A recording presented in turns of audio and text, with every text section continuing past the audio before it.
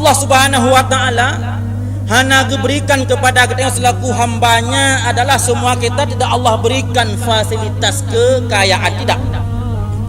Semua kita tidak Allah berikan adalah kesehatan, tidak. Tetapi Allah menjamin semua kita Allah berikan fasilitas kebahagiaan. Apakah kita ingin bahagia? Bahagia kita bukan karena sehat.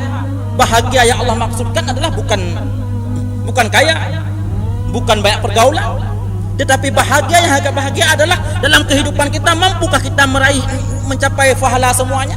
Karena memang di situ sudah diobarkan sudah diobralkan pahala oleh Allah Subhanahu wa taala.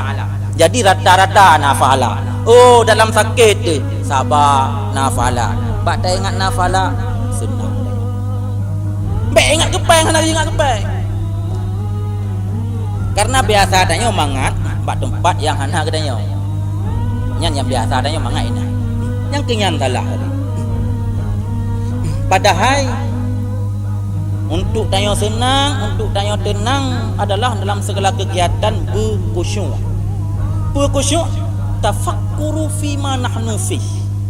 Konsentrasi dalam konsentrasi tanya dalam keadaan yang sedang tanya geluti. Tanya tengah kaya. Tanya konsentrasi dia ada tugas-tugas kaya. Tugas kaya menjaga kekayaan dan memberi pada orang yang butuh. Dan bentuk daripada syukur.